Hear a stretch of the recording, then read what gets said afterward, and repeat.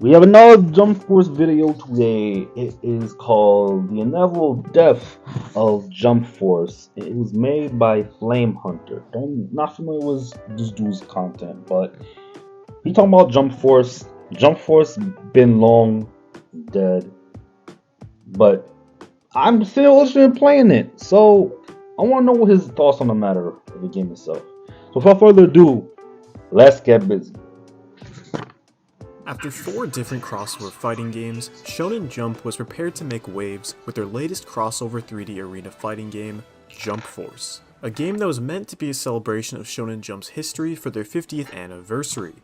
After being announced at E3 2018, it was immediately met with widespread hype as gamers were looking forward to the ultimate Shonen Jump crossover game. But when it finally released a year later on February 15th, 2019, that hype came to a crashing halt, as it was quickly revealed that this game was nothing more than a cheaply produced cash grab, one that would only last 3 years before being shut down and removed from all digital storefronts.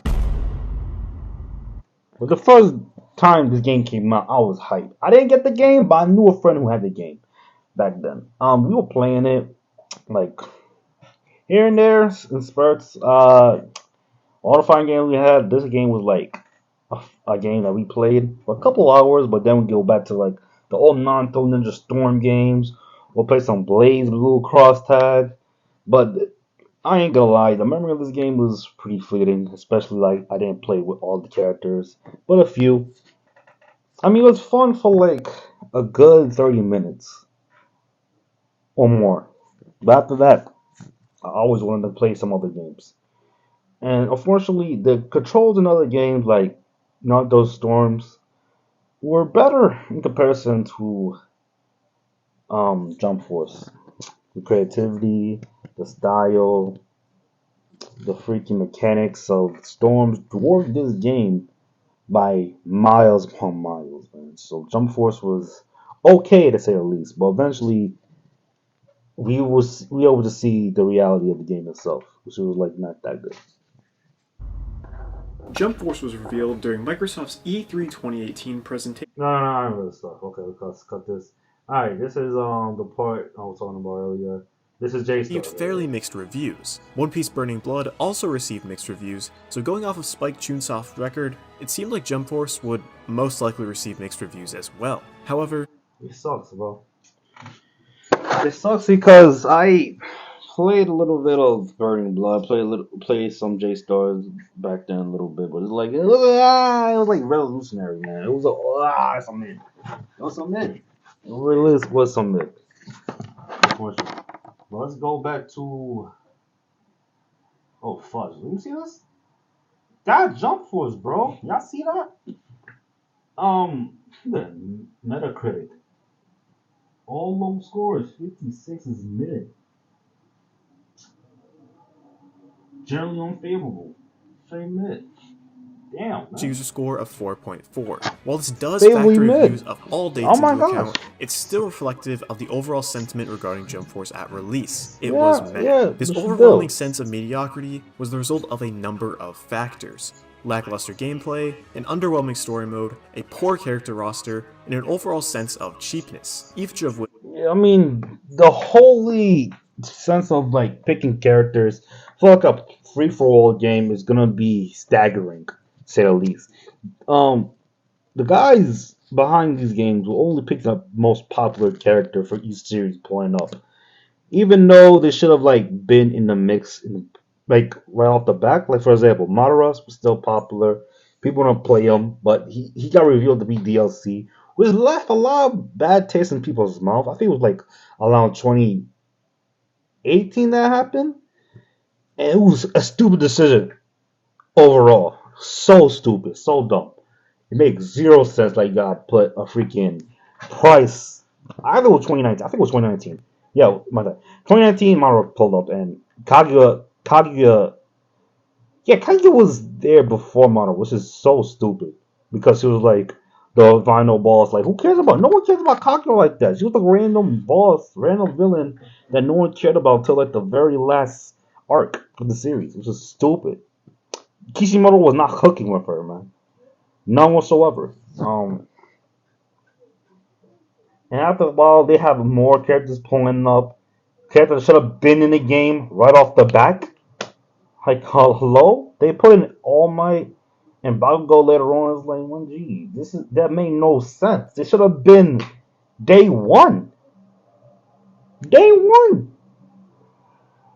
And the main reason why the downfall happened because of the licensing concerns for every other freaking series. Like, for example, I have no idea that Warner Brothers owned JoJo Bizarre Adventures. That's crazy. I'll dive into deeper in a little bit. Despite the majority thinking Jump Force was mediocre at best, there were still anime fans willing to defend the game with their lives. So they I should anime know. fans. I was one of them. I worked on a review for the game with my Anime friend, fans. which has since been privated, where I defended the game simply because it was fun to fight as your favorite anime characters, which is seemingly the main defense that Jump Force fans have. No one like tries the game because of the quality of it. They weren't defending it because we loved the series that came into it. But I'll still say it was trash because if you give me a crappy quality of the game, then I'm gonna call it trash. It is what it is. Hold that out. I don't care. I got feelings. I don't care. Regardless if you have freaking Dragon Ball in the mix, Naruto, Bleach even. Who cares? If the product is not good, it makes no sense to defend something that is garbage because you like a certain character in the mix. Like that character. But you gotta critique the game. You have to. Critiquing is not bad. Critiquing is good. Never forget that. At the time, but I digress. Let's move past the reviews and take a close look into what made Jump Force fail. Jump Force is a 3D arena fighting game, a genre not new to anime games. Most anime games are 3D arena fighting games, such as the Naruto Ultimate Ninja Storm series, the Dragon Ball Budokai Tenkaichi series, and many others. It's no doubt an oversaturated genre, especially at the time of Jump Force's release, but technically, if this is supposed to be the ultimate celebration of anime, then it would be fitting that it's a 3D arena fighter. But personally, I would have preferred a game in a style similar to Dragon Ball FighterZ. I won't go over all the controls in depth, because who cares, but what you need to know is that there are light attacks, heavy attacks, and special attacks. To have a game like FighterZ, you gotta understand the money and licensing that had to be backing with that. That was made by none other than the people who made BlazBlue, the people who made Guilty Gear, all those type of fighting games. Axis, Atlas, Axis, either or. They made a game. To have it with any of the Jump series takes a lot of money, a lot of licensing, a lot of voice acting, a lot of big fat loads of bread to just include other series to be the mix. Like I don't have no problem get a Fighters S game like One Piece, JJK, My Hero, even who else? What else? What else?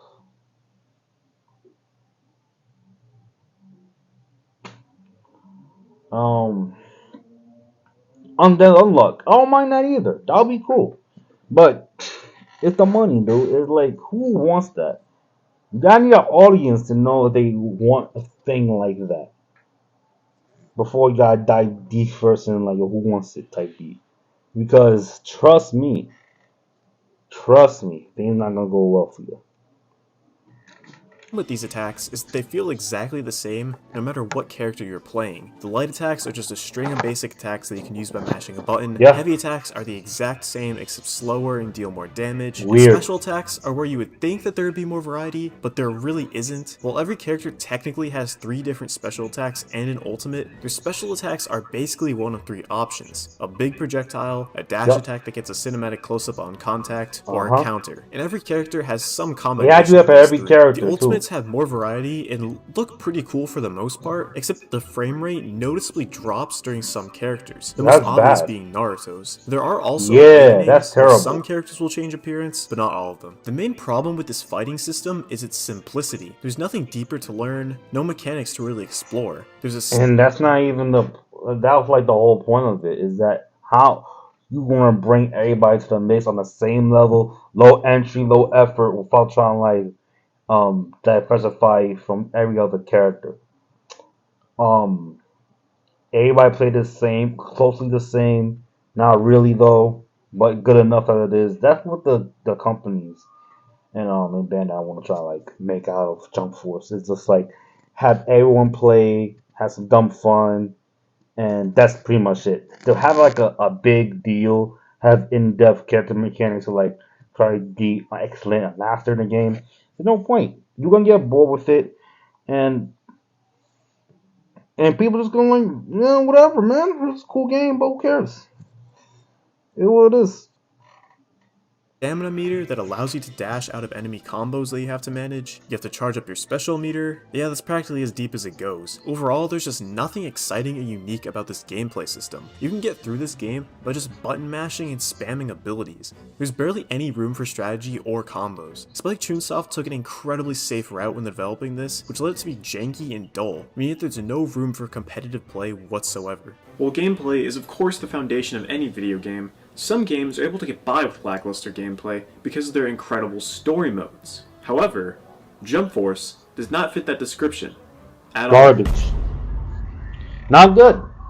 While some fans were able to cope with the gameplay by passing it off as at least being fun, something that everyone can agree on, both critics and fans, is that the story mode is nothing short of garbage. The story mode opens with a cutscene where we're introduced to the basic just a regular human being. That being that different Shonen Jump villains are invading real-world locations by using generic bad guys called Times Square, Venoms. my G. Luckily, the Shonen Jump heroes are here to stop them. What's interesting about this opening is that it's from the first-person perspective. However, you get hit in the crossfire of a fight between Goku and Frieza. You're close to dying until Trunks and this robot thing called a Navigator decide to bring you back to life as a hero. This leads into the character creator, which I have a lot to say about. I am a huge fan of character creators. It's what started my channel and is the reason I'm here now. So when it was first announced that Jump Force was going to have a character creator, I was ecstatic. I was ready to make a ton of character creator tutorials, adding as many characters into the game that I could. Then I realized that the character creator in this game is awful. You start by choosing your gender, then you choose your fighting style.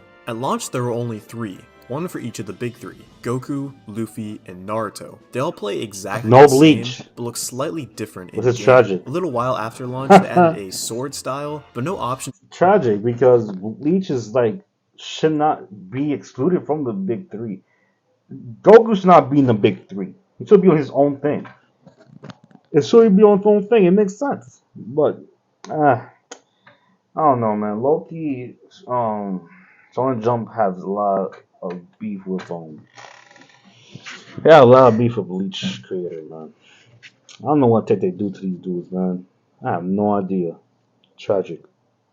To choose your sword, so your character just attacks with this generic blue blade. After that, you can adjust your body with height, body type, and chest sliders, except adjusting these does practically nothing, as the variation from one end of the slider to the other is incredibly minuscule, so you can't really make a super buff character or it's not character or a really it sucks. Character, but you can so much from our creativity, so man. That's cool, I guess. Then we move on to hairstyles, no, it's not. where the vast majority of these are just hairstyles from characters already in the game, and the ones that aren't from in-game characters are from characters that didn't make it into the game, like Sakura and Rock Lee from Naruto. On one hand, I appreciate this, because it means you can easily mix some of these characters that didn't get into the game with the character creator, but on the other hand, it just seems lazy that they couldn't give us many original hairstyles. Yeah, aside from these options, you can choose your eyebrows, pretty damn lazy, ears, man. eyes, pupils, nose, mouth, jaw, scars/face paint, and voice. This may seem like a wide selection of choices, but they all look practically the same. Truthfully, the customization is boring in this game, bro. Aside from hair and clothing, which brings me to the clothing itself. From the start, you wear this generic black outfit, but are able to unlock other clothing and accessories throughout the game. Just like the hair, most of these are just ported over from existing characters already in series, though. As for the original clothing, all of them look very generic and out of place. Take this hoodie for example. The shade of blue is very bright and doesn't gel well with the dark and edgy art style the game is going for. The last part of the character creator is abilities. There's not much to discuss here. You can unlock or buy the abilities of most characters and equip them to your character. Alright, that had nothing to do with the story, my G. Get to the story, my G. Get to the story, my G.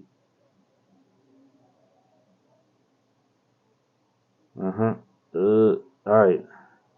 Introduced to our first of many poorly animated cutscenes. This type of cutscene is what you deal with for the majority of the game, and it is just awful. Characters stand in one place and go through the same stiff idle animation, barely looks moving so while mid. speaking the cheesiest And line Deku ever look written. horrible. Damn.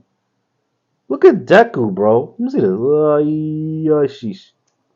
Where's Deku, bro? Let me play this again. Cutscenes. This type of cutscene is what you deal with for the majority of the All of them game, look so and it is just glossy, bro. awful. Characters Shiny, stand in what one up? place and go through the same stiff idle They looking animation, shiny. barely That's good. moving while speaking. Deku looks bad, dude.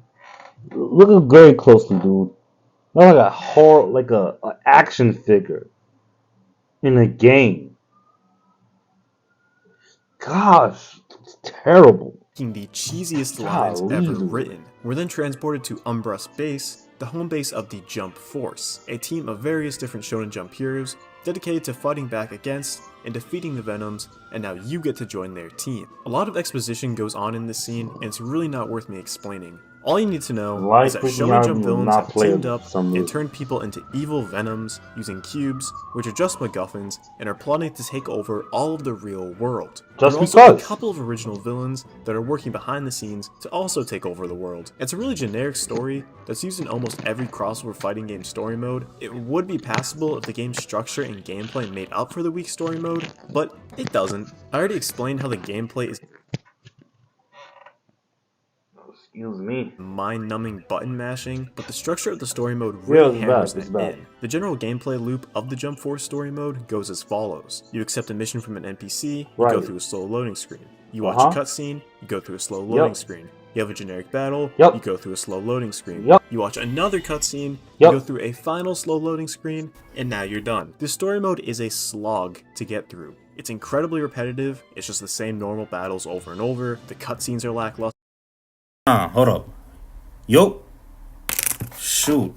Yo, my mic went on again. Sorry, y'all. The animation is poor and the writing is boring, and the loading screens are insufferable. You spend more time looking at loading screens than you do actually playing the game. So the story mode isn't worth it at all. But the story mode isn't really what makes or breaks a game. That honor would go to gameplay, which we already discussed is terrible.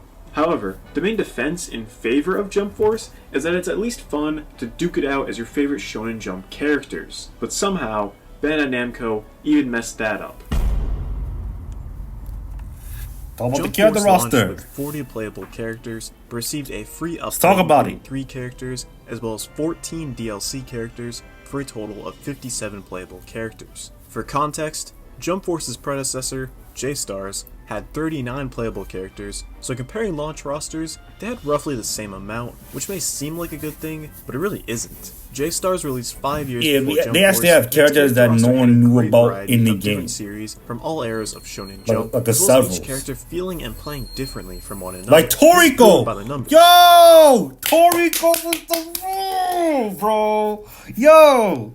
If I don't know Toriko, please read Toriko. Don't watch the anime. If you do, you're gonna get disappointed. But please read Toriko. Toriko is a good series, y'all. I'm telling y'all, if y'all read Toriko when Naruto was out, when Bleach was out, with One Piece was out in the heyday, bro, yo, you will love Toriko, bro. But no one knows Toriko, man. If y'all did, y'all put this man in a lot of versus the battles completely.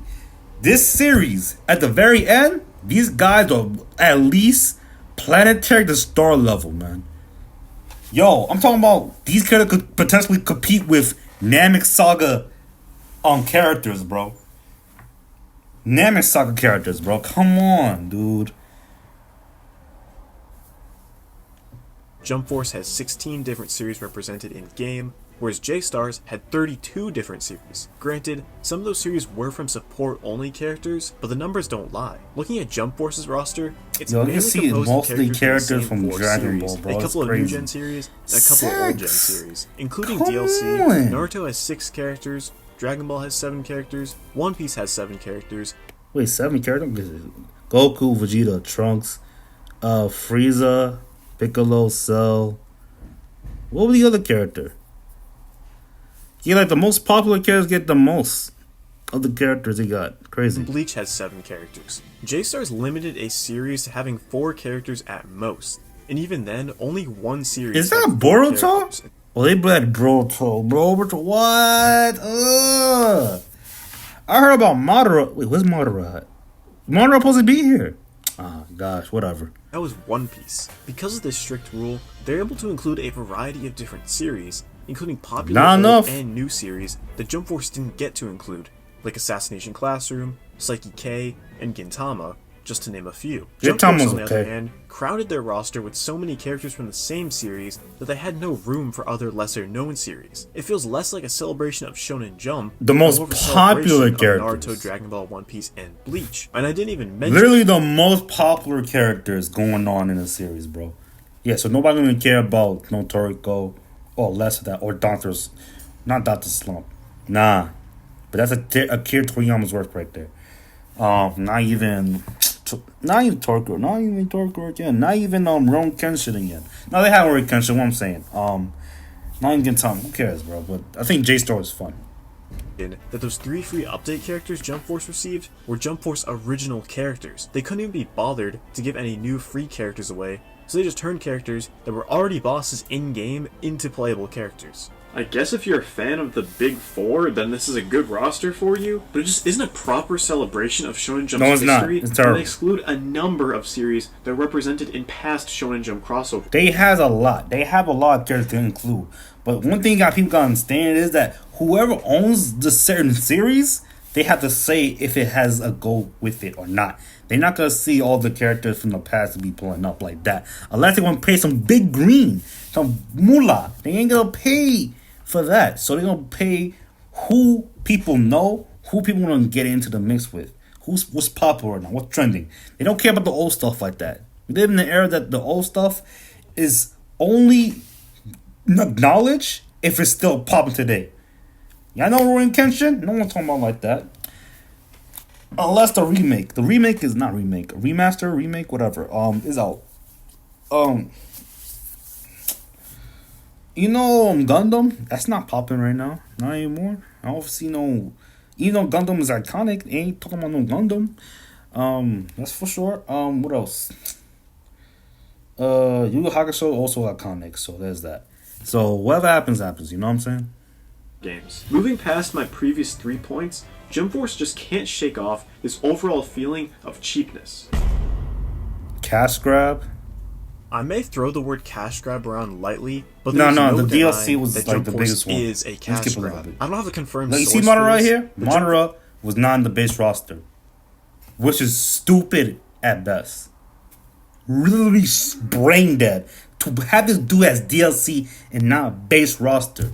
Imagine they had Kaguya as a DLC. No one buying her unless you want to be overpowered. But realistically speaking, no one cares about Kaguya like that. No one cares about the Moon Mama like that. So no one. The money for her will be this, but for Madara,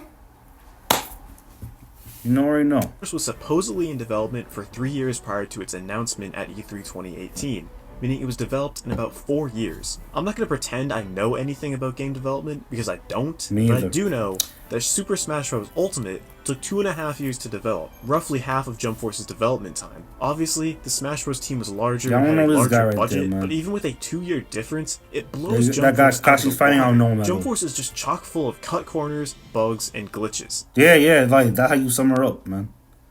And you wonder why Smash Bros is like the best.